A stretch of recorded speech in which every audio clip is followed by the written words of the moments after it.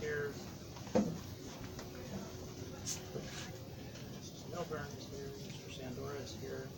Do you know everybody in the room, or do you need them to announce themselves so that you can?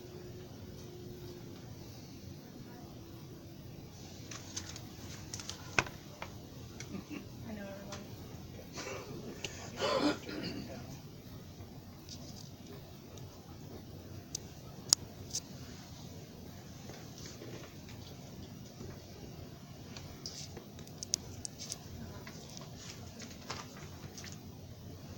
The members have all had a chance to review the minutes, and there were some corrections that had your name, I assume. Well, I sent you the original ones. I didn't correct anything on them yet. But I printed out the one that you made the correction on. Where I sent a message to Amber and told her she made a typo.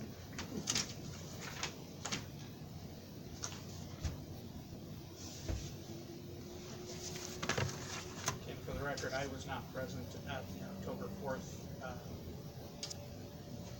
meeting. However, Ms. Meyer was my proxy.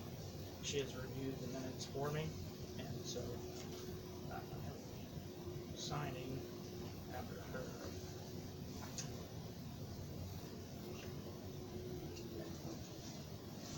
Now this still has Andre's name on there. Are you signing on behalf of her?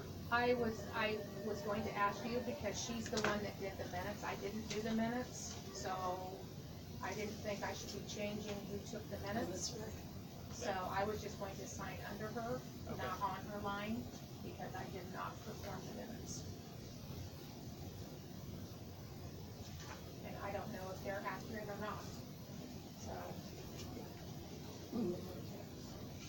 Looks like we have two of them. One of them is the one that you sent me. Oh, it's this one. You signed the one that, the call, instead of called the. Oh, so this is the corrected one? Yes. Okay.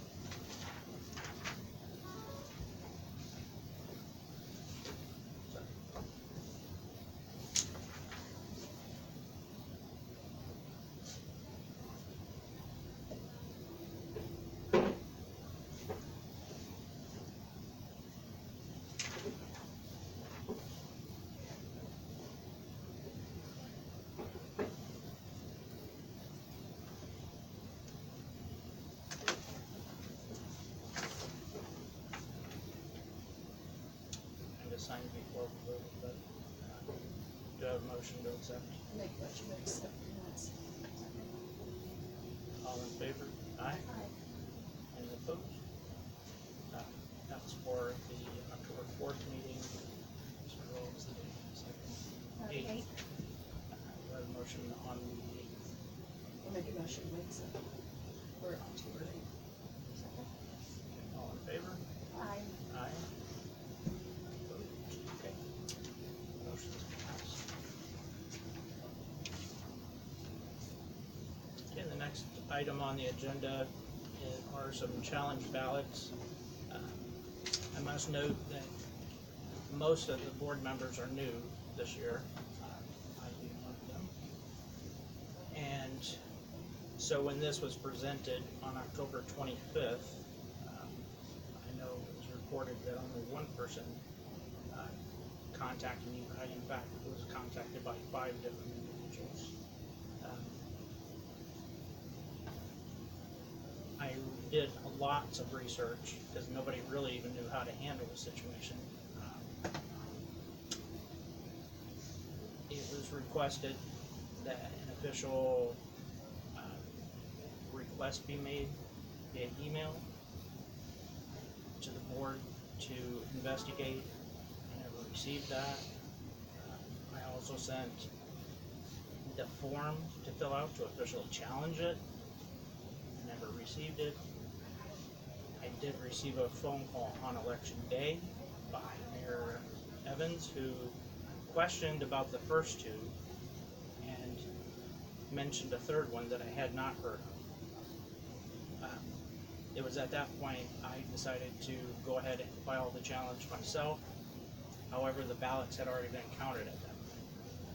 So at this point, there's even if we found that they're invalid, there's no way to go back. We've questioned the attorney from the election division. And Sharon- I actually found out from him that a candidate cannot challenge a ballot. Only a poll worker or an absentee board member or an election board member can challenge a ballot. No candidate can challenge a ballot. So at this point, the challenge is invalid because it was done after, and it was done on the wrong form, because this is not the proper form. PRE, I think 4 is the right form, and this is not the right. This form that I filled out is to challenge the application, not the ballot. So for multiple reasons, this board can't take any action, further action.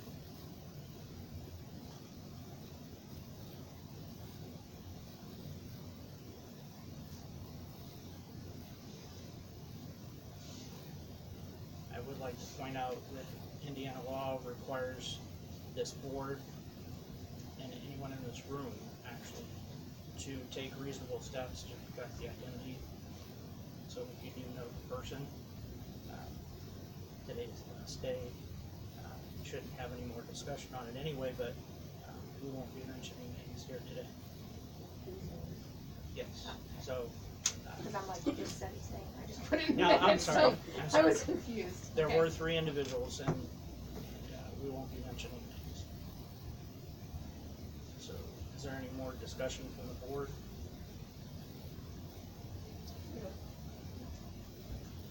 So, I don't know, there's really nothing to go on. It's actually It a doesn't make any non-issue at this, difference. Yeah, nothing we can do about it. So, we're gonna move on to certifying the election results. Sharon, I'll let you explain. There was some miscommunication with, our,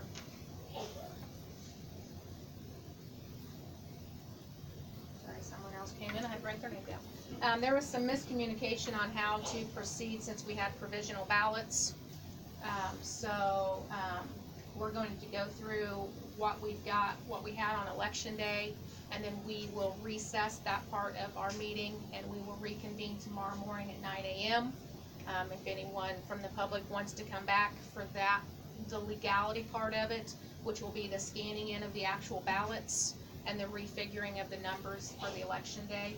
None of the numbers that are gonna change will affect any of the races. It's one ballot from Deer Creek and one ballot from,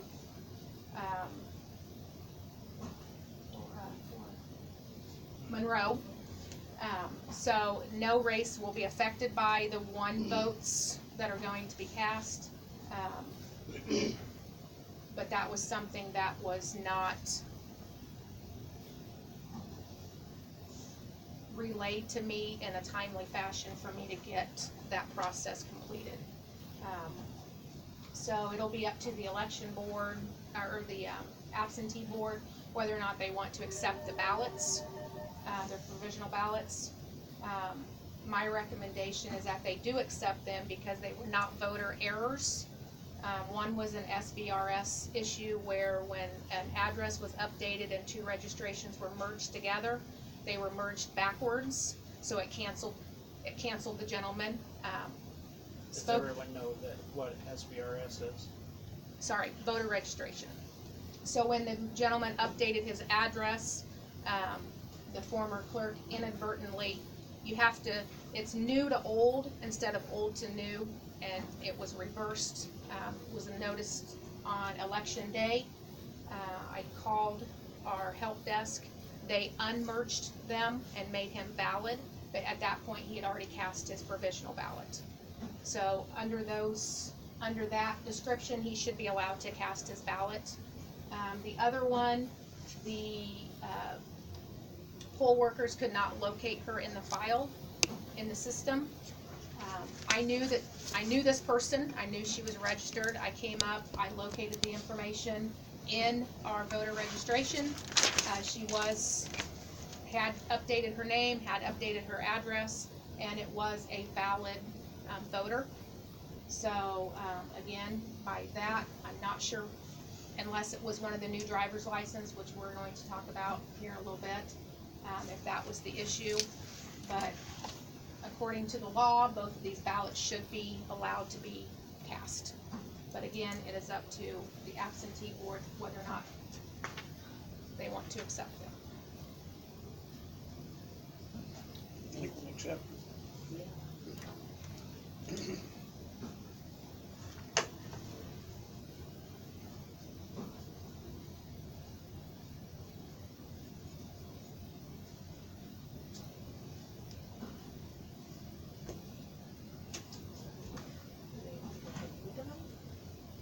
We don't I wanna, think we need I to do think that we need- tomorrow. yeah. Okay. we probably don't wanna have anything to do with the names again, because if it changes certain precincts, you'll know exactly what they do. Right, okay, so we will not officially open these tomorrow. Like I said, if you would like to come back at 9 a.m., they will be opened by, our software, representative, and she will scan them into the machine. It'll whatever it does once you start scanning them in.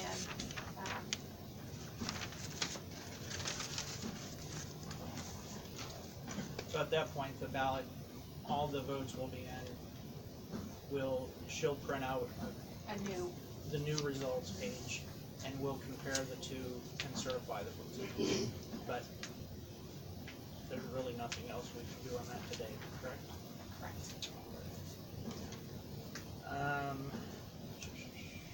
So we're gonna move on to the late filing of a financial report by the Republican Party. Josh Blue, Treasurer. Josh, do you wanna explain?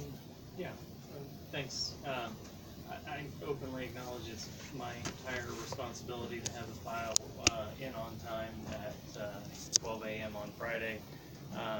So this is entirely my fault.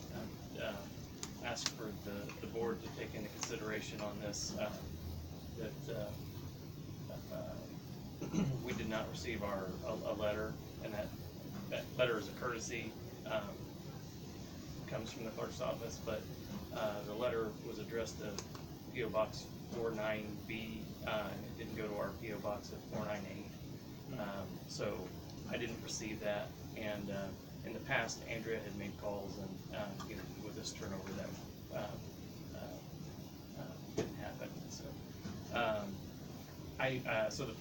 it was due at 12, and I filed it at I think about 4 o'clock. So It's 12 p.m., not. 12, yeah, right, 12 p.m. Yeah, so it was about 4 hours late.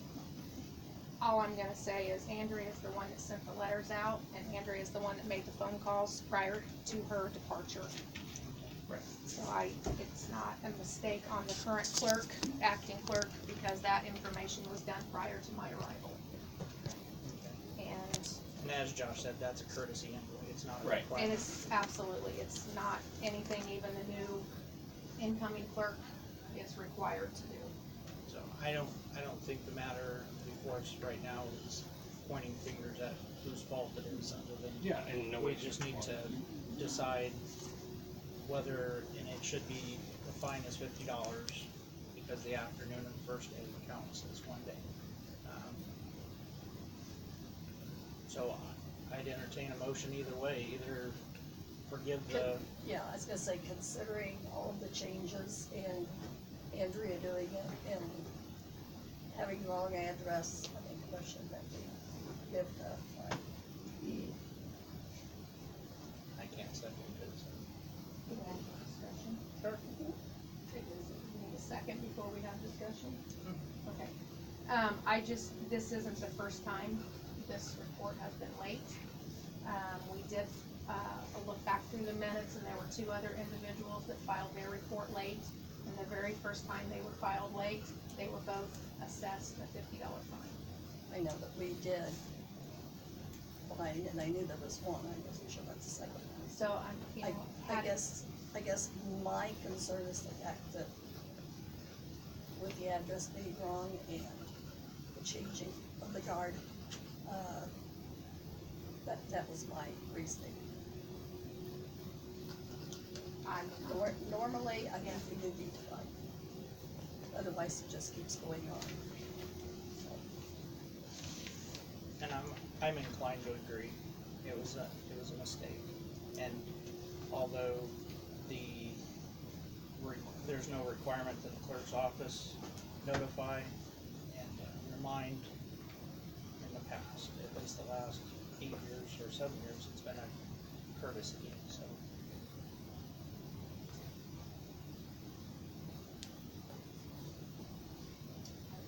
Second. There's a motion on the floor, we'll take a vote, all in favor of forgiving the fine, I guess that's the term. Aye. Aye. Motion passed. Thank you, everybody. Sorry to. Don't let it happen again, Yeah, Josh. yes, sir.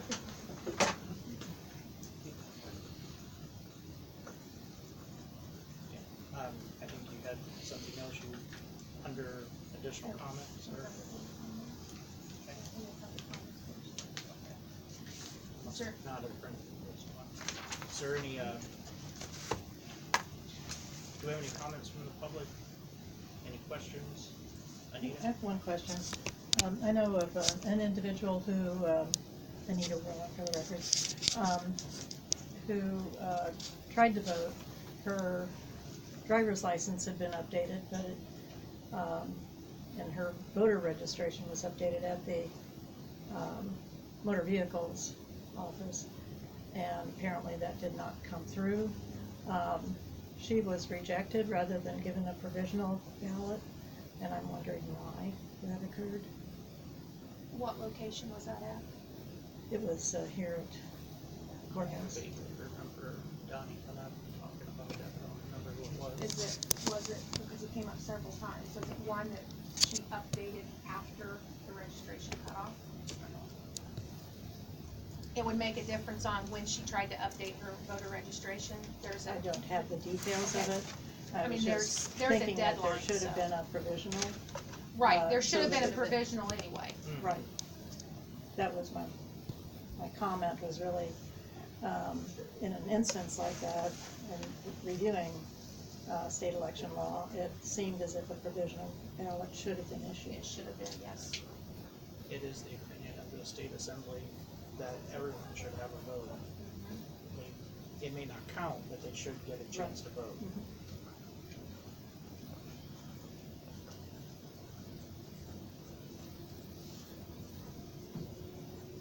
Nothing can be done at this point, other than,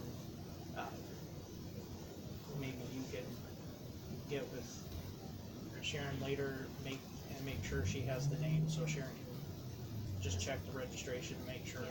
Or everything. she can call into the office. My last day in the office is Monday, so if she could call in, that way I could look at see where it's at. I mean, if it happened to be after that cutoff date, then it's gonna be sitting in a file, and it's not processed until December 2nd. But either way, she should have been given a provisional ballot. You would apologize to her that the poll workers did not do that. That's, Right.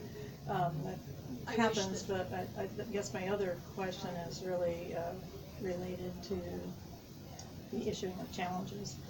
And in the sequence of events that was roughly described earlier, okay, both members of the election board were contacted.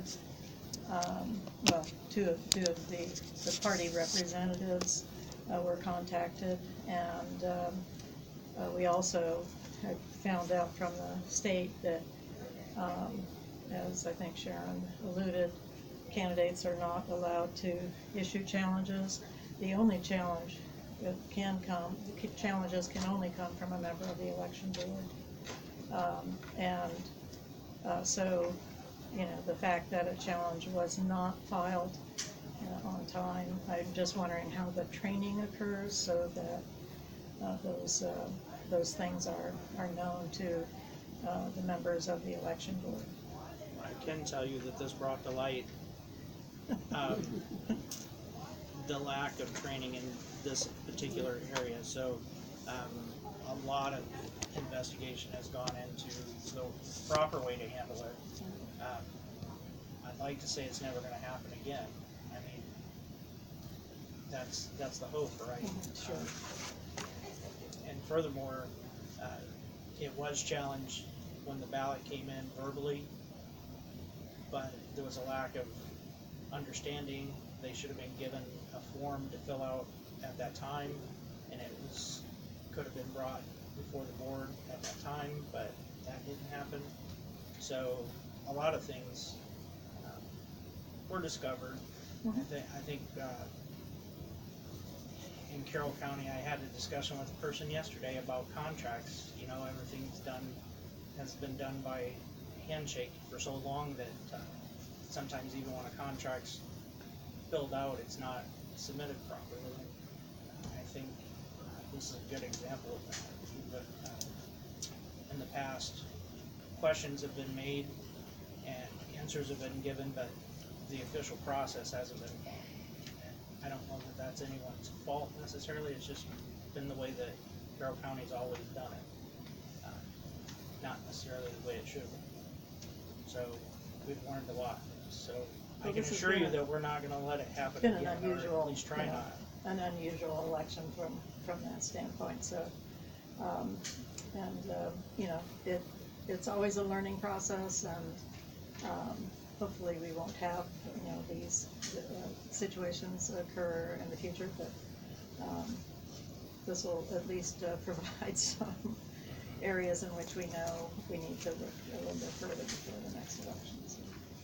I will say that when the ballot request came in, Clara did question it.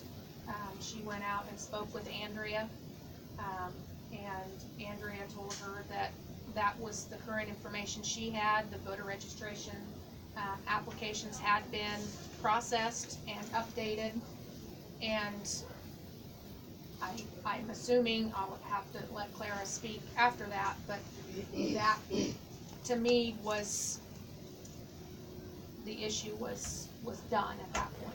That's what was my question. So should we have signed something at that point, Yeah, challenging the it? challenge form should have been filled out. Even if Andrew were to give you reason why it was valid, the form should have been filled out, and it would have been a decision for the board. At the minimum, those ballots could have been set aside for provisional hearing, which they weren't. So there's nothing outside of my last minute attempt to make it right. There's nothing done.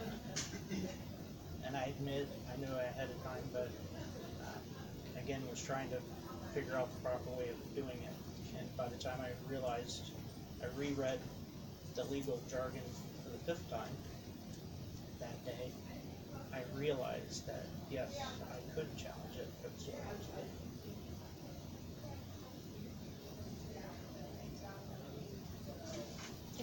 Dale, I think you have.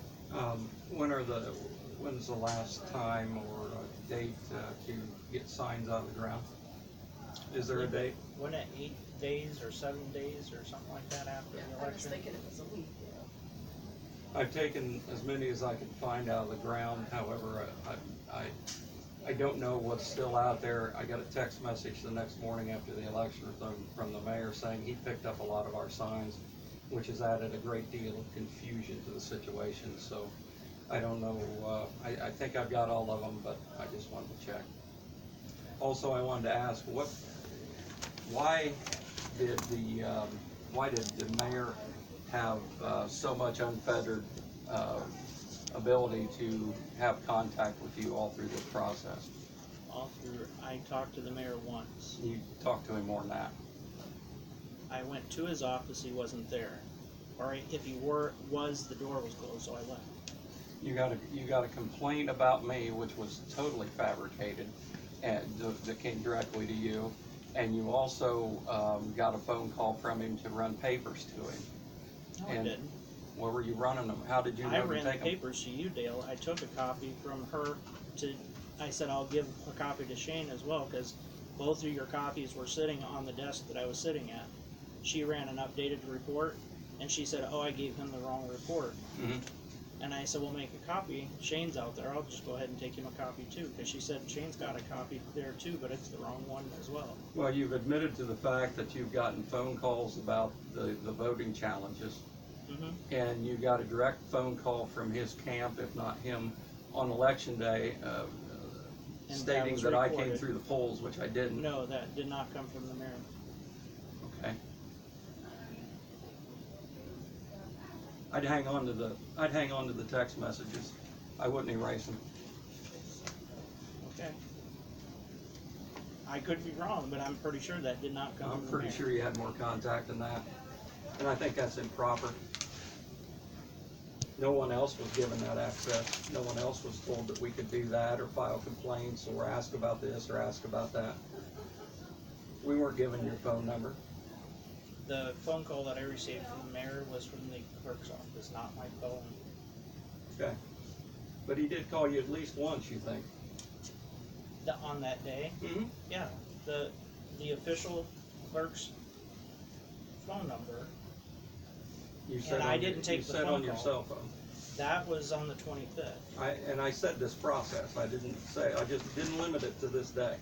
He was not the first person to call. He was the person that called after I had requested more information from the first person that called. I just think that's improper. I think there's other channels that could have gone through instead of contacting someone that's supposed to be impartial. I was, as an election board member, was contacted about a concern. Well, I'm sure. And so I asked where they got the information. I was told that the mayor was reading the report and he found it. And I said, I don't have the report. I went to the mayor to ask, because he had the report, so I was gonna ask what his opinion, or not his opinion, but what his complaint was. He wasn't available. He was told that I was there to see him, and then he called me on my cell phone. But the fact of the matter is, that wasn't the proper channel to go through. And you should have forwarded him to some other channel that was the proper channel to go through, to preserve the fact that you weren't biased in this, and you didn't do that. So the appearance of it is, just like the signs back in September, when that was inaccurate and wrong, the appearance is what it is. Okay, that I apologized for, and I You told never you- apologized for that. You never apologized for that. You made excuses. But if you're apologizing today, I'll accept it. Well, that's what I'm doing, Okay, because I made a mistake. okay. So, and I'll tell you right now, Dale, I didn't feel that I was in the wrong. I was answering a question. And the mayor wasn't the only one. As I said, I had 4 other people call me that day. And they were all from his camp, I'm sure. They weren't from ours. Well, obviously, someone that's in support of you is not going to call and tell me that he found that information out. No, we're gonna go through proper channels, because that's what we do. Well, you tell me what the proper channel would have been. I would have called the clerk's office and asked for information as to where to go with it. I wouldn't have called one of the election board people and done that.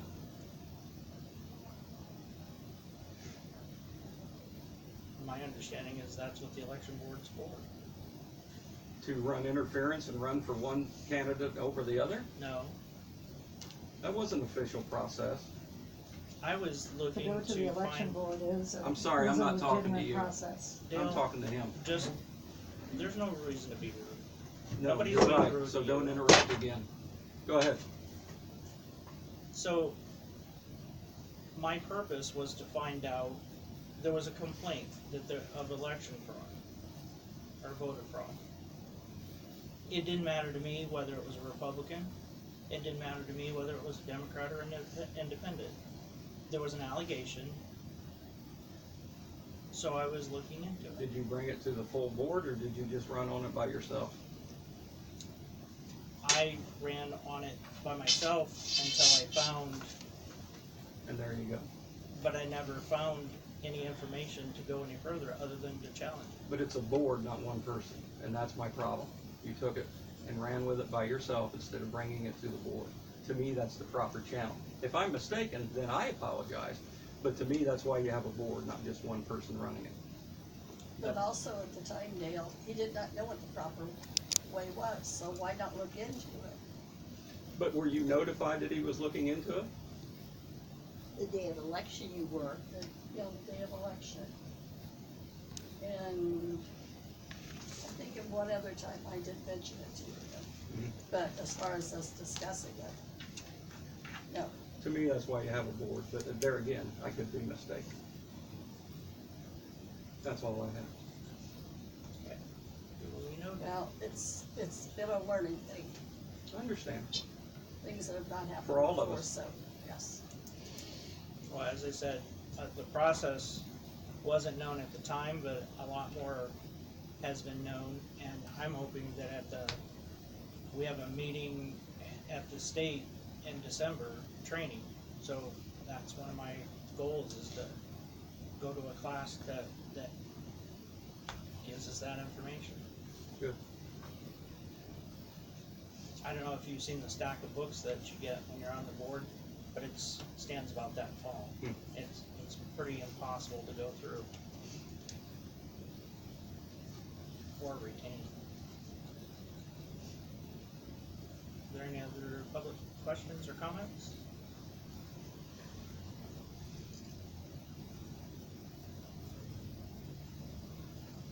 Okay, board comments? Oh, yes. There was a, concern brought to me About the what? about the new driver's license. There, was a problem with scanning them. So they had to do a lot of work by hand. So I think it's something that we need to be looking into. And I have, for being the support tech as well, I have contacted ES&S, the manufacturer and supporter of the election equipment. Forget that guy's name.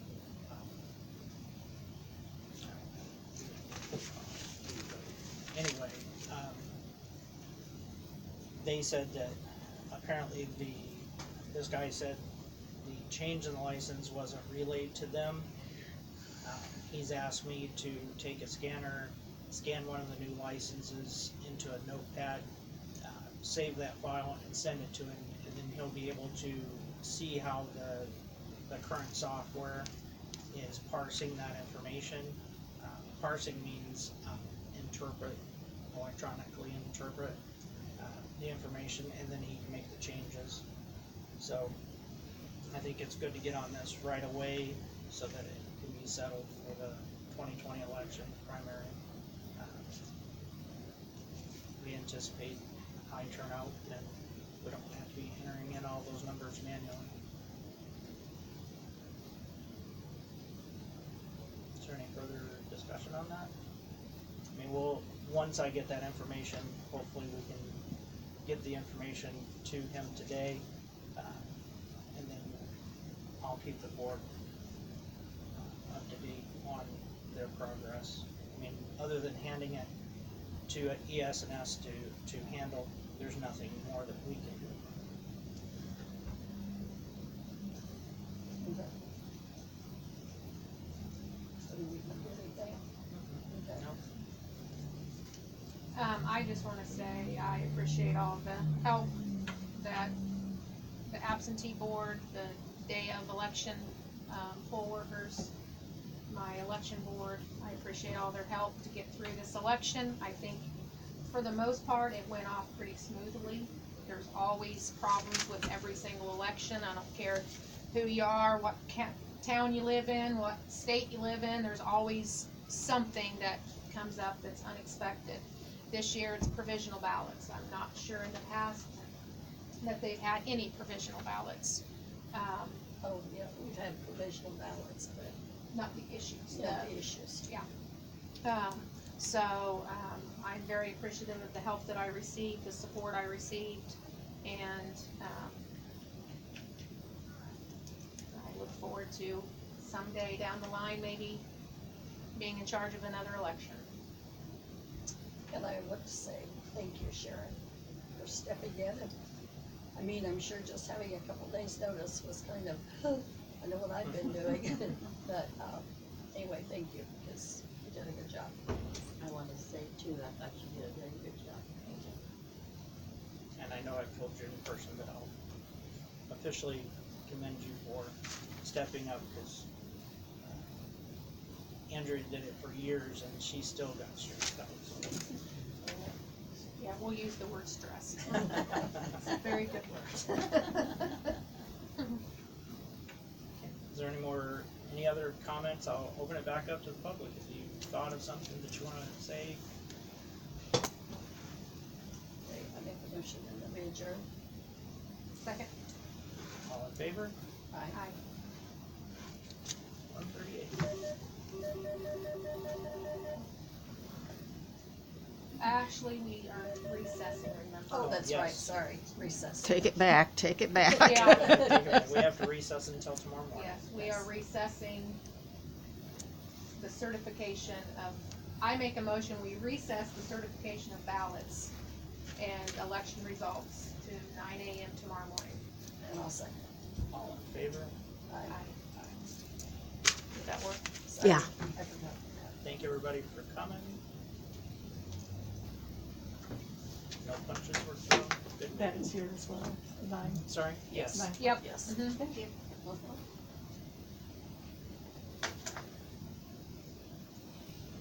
And I don't know if you wanna keep those for posterity's sake or documentation, whatever. I will put, yep, I was told you don't get rid of anything that's been printed and, oh, Oh, jeez. phone logs, we have to keep them, and they're, I can go over it. But I was told to put the date on it, since I'm not going to be here, of when, because I've already had a request from the public for the phone logs. And Dale Simmons says they are public record, but they can't be released until after the challenge date or the party challenge date, and so I said, okay, when is that? And he says 11/22 at noon. I said, okay, it's on the folder. So, that wasn't part of the meeting. Yeah, don't do any more. My mouth was open. Well, I shouldn't have put it under that blue book, because it got lost under there. That's only one number. Oh, Not yeah. even the biggest one. Oh, No. that pink one is. So which door will be open in the morning? Franklin Street. Franklin Street. Probably should have told the people that you wanted to come in. So do you have one of the scanners up here, or do you have to go to the basement to get it? I think so.